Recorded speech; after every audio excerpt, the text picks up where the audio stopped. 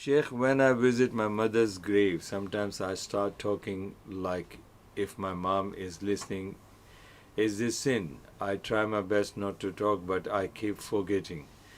See, you're talking to your mom. First of all, it's a rewarding thing. Alhamdulillah, may Allah reward you, because visiting graveyards generally and visiting the grave of your mother, mashallah, is rewarding and it's ibadah to Allah subhanahu wa ta'ala. So you will get the reward. And second thing is, yes, we can't control ourselves.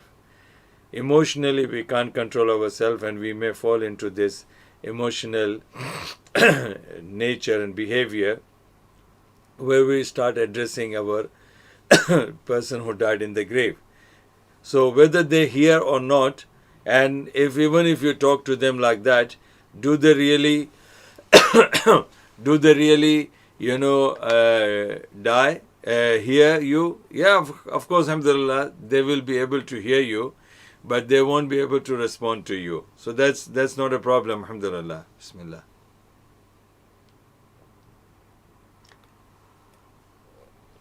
Alhamdulillah.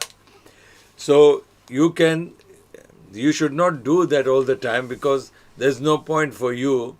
And why I'm saying that they can hear you, in the sense that there's no hadith where it says that they won't be able to hear you.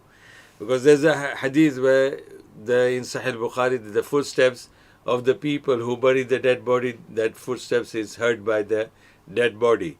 Second thing, the Quran says in al-mawta la yasma'un, that the kuffar, the dead people will not hear you.